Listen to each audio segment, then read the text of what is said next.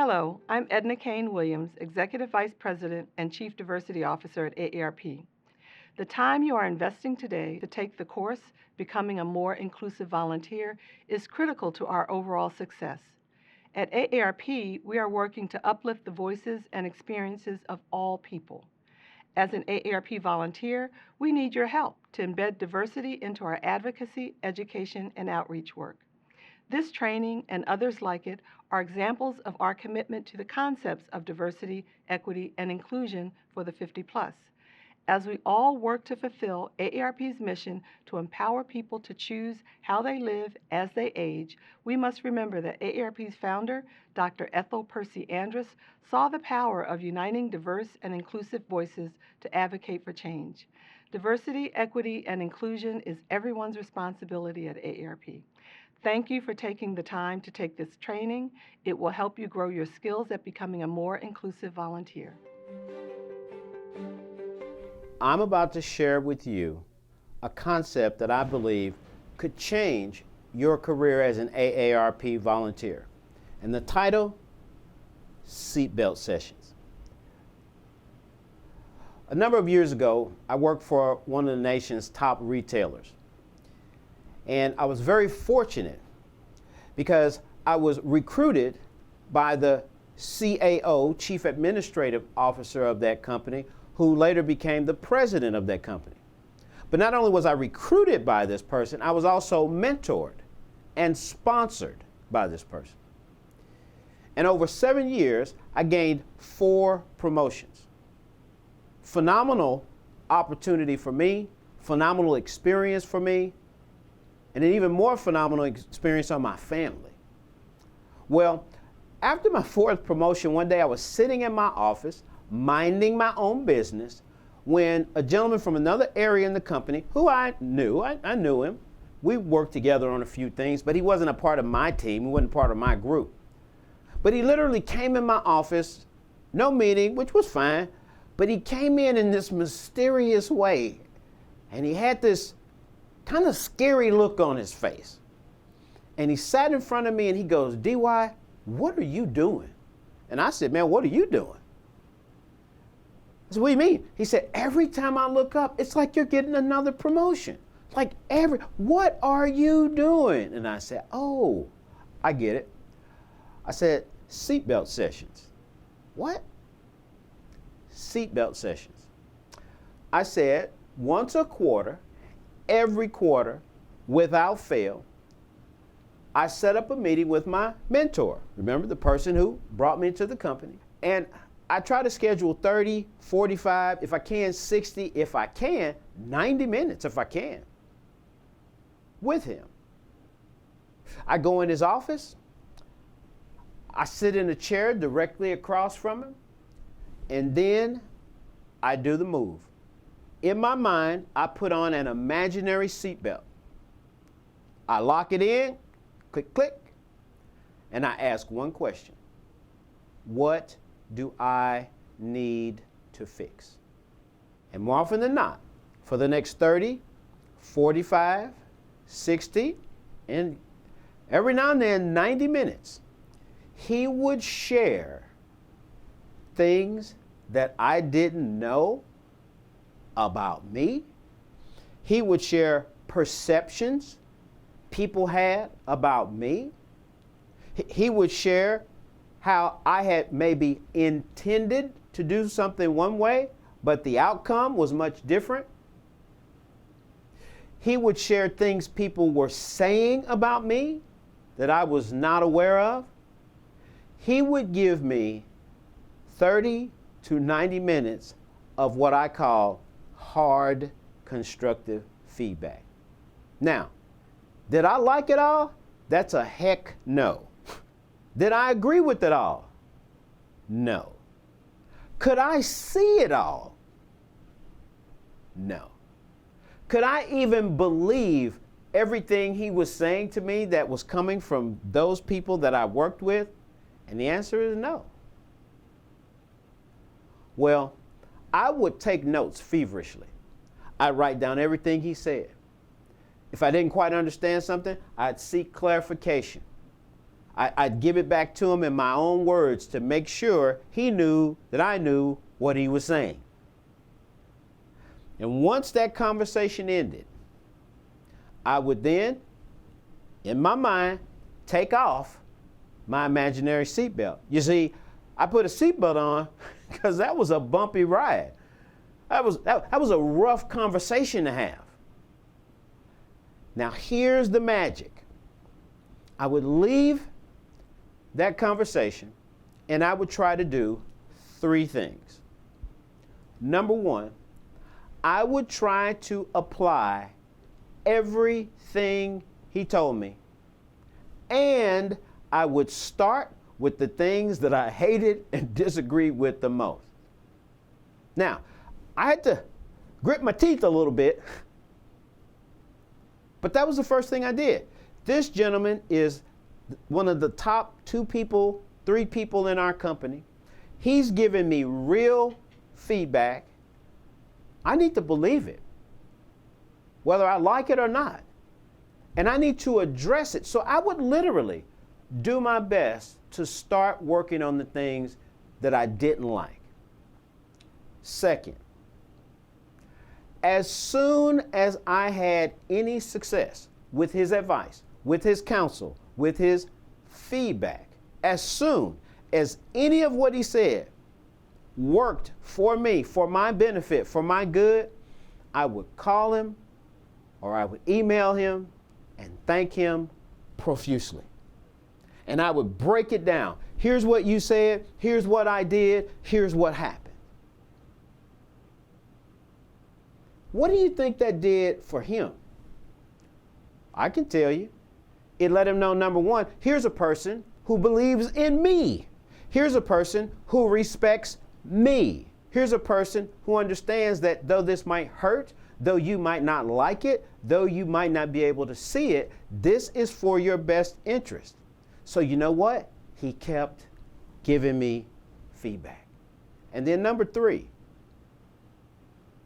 as soon as I had success with the advice, with the counsel he gave me, I would find ways to teach my new learnings to other people. And you know what that did for me. It cemented the concept. Now, if you were to go back and do interviews with people I worked with back then, they could probably tell you 100 things maybe that I didn't do perfectly. I didn't do well. Maybe even I didn't do at all.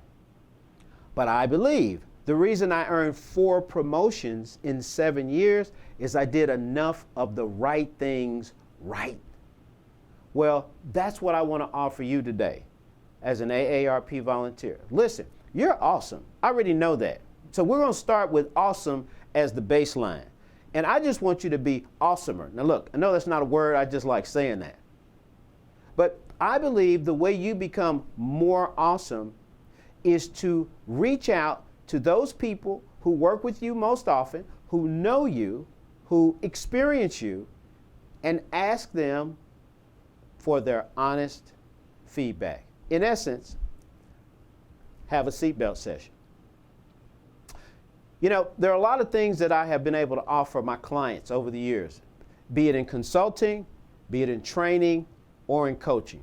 But there's one little suggestion I want to offer you that fits very nicely in this box as we talk about seatbelt sessions, and as we talk about seatbelt sessions as a way to help you become a more inclusive volunteer. I want you to develop what I call a blind spot team.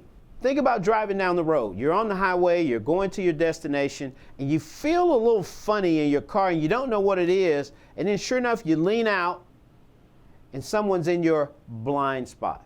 I used to play basketball a lot when I was younger and my right knee was a lot stronger. And one of the things I was good at was making those no-look passes because I have great peripheral vision. I could hit a person who was in my blind spot. Well, the reality is, as volunteers, you and I have blind spots. Things we say and do that don't resonate with people the way we think they do. Habits, maybe even some idiosyncrasies that are impacting the way people see us. You and I possibly have different energy around people who come around us, and maybe we're the only ones who doesn't realize it. My point is, if your humility will allow you to just think about it, you probably have some blind spots. I know I do. So what's a blind spot team? Well, a blind spot team is a couple of folks, 2 or 3 or 4. Again, those who interact with you, those who work with you, those who are partnering with you in the fight for AARP, who you do 3 things with, and they all start with the letter R. Number 1, you give them the right and the responsibility to keep it real with you. These are a few people who can pull you to the side after a meeting and say, hey, I don't know if you realize it, but when you opened the meeting, you didn't give any eye contact to that lobbyist that came and met with us. I didn't? No, you didn't. You looked at the senator, but you never looked at the lobbyist. Really? Yeah. So we might need to try to fix that on the back end. Hey, I don't know if anybody's ever shared this, but do you realize that in a conversation of longer than about 15 minutes, you might touch your face maybe 20 times? I do? Yeah, and it's a little bit distracting. Listen, remember what I said now. This is about you making a commitment to say, I want to be better. And I can tell you now, in the 7 years that I was gaining this feedback, my little feelings got hurt a lot. But I wanted to grow. I wanted to be better. And I know you do too. So one of the things I'm recommending is a blind spot team is that small group of people that you trust, right? That you know they're not going to say things to you to put you down. They're not saying anything to you to hurt your feelings, but they're giving you that real-time feedback about how you come off to people in a very diverse world. They're giving you that honest feedback that you can begin to deal with, to make a part of who you are so that you get better in all your interactions on behalf of AARP. Now, when we talk about seatbelt sessions, there's another thought I want to offer you here. When we think about inclusion, the other key word we always talk about is equity, right? Well, one thought I want to offer you, and I want you to really process this. For me, equity is finding out what other people need in order to be at their best, and then you doing your best to give them what they need. Does that resonate? That's what equity is. A silly example that I'll use is imagine that you had a heart to help a soccer team. You love soccer, you love kids, and you want to see these kids have a great year.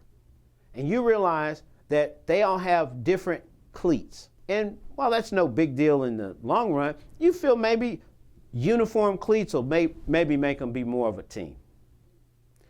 Now, no one would ever do this, but work with me. But imagine if you decided to buy cleats and you found out that one player wore a size 8 and you bought all size 8s. Now, is that being inclusive? It is. It's being thoughtful. It's saying, I want to offer something to you that will help you. But is that delivering equity? Well, of course not. What I found is that seatbelt sessions help you find out the difference between you being inclusive and you being equitable.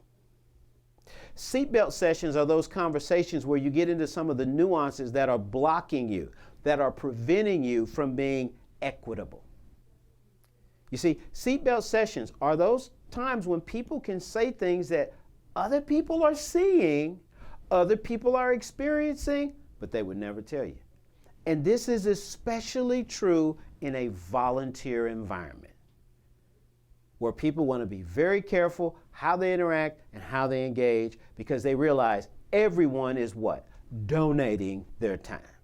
So, my advice for you is to build that blind spot team to help you stay aware of how you come across, of how you're being received, and ultimately, how you can be a better AARP volunteer.